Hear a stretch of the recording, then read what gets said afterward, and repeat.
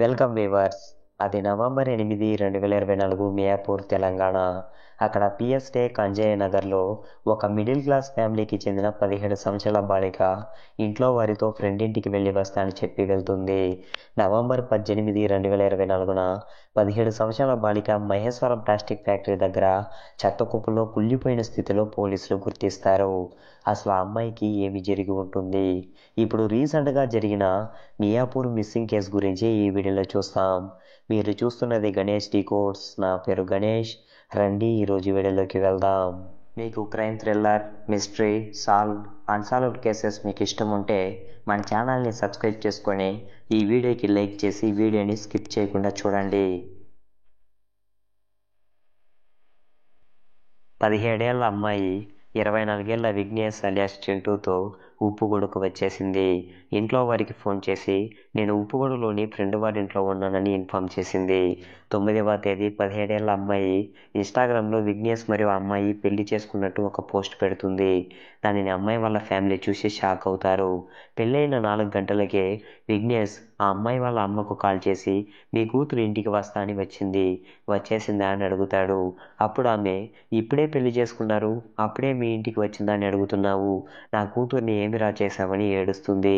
9వ తేదీ రాత్రి 9 గంటలకు బాధితురాలి కుటుంబ సభ్యులు మియాపూర్ పోలీస్ స్టేషన్లో మిస్సింగ్ కంప్లైంట్ ఫైల్ చేస్తారు. SP K Kranti Kumar special ఫోర్స్తో విఘ్నేష్ను వెతుకుతారు. మొదటిగా అమ్మాయి వాళ్ళ తల్లిదండ్రులను విచారించి చింటూ ఇన్స్టాగ్రామ్ సహాయంతో ఫోన్ నంబర్ని ట్రేస్ చేసి ఉదయం 6:30 ఉప్పులగూడలోని విఘ్నేష్ వాళ్ళ ఇంట్లోనే విఘ్నేష్ని అరెస్ట్ చేసి విచారించినప్పుడే విఘ్నేష్ జరిగింది మొత్తం కన్ఫెస్ చేస్తాడు.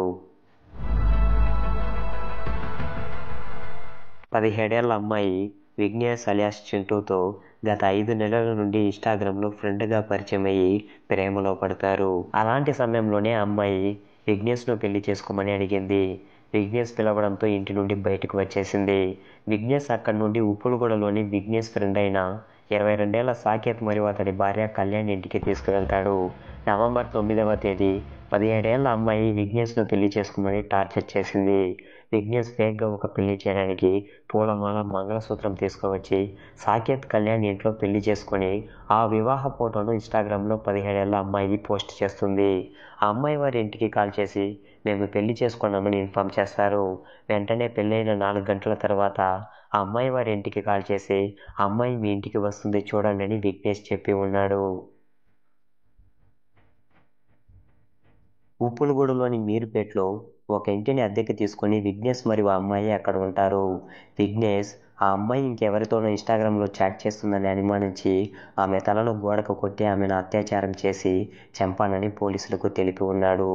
ఆ బాలిక మృతదేహాన్ని రాత్రి 2 గంటల సమయంలో సాకేత్ మరియు విఘ్నేష్ మహేశ్వరం వద్ద ఉన్న ప్లాస్టిక్ ఫ్యాక్టరీ పక్కన చెత్త కుప్పలో ఆమె శరీరాన్ని పడేసి చెత్త వేసి పారిపోయి ఉన్నాడు.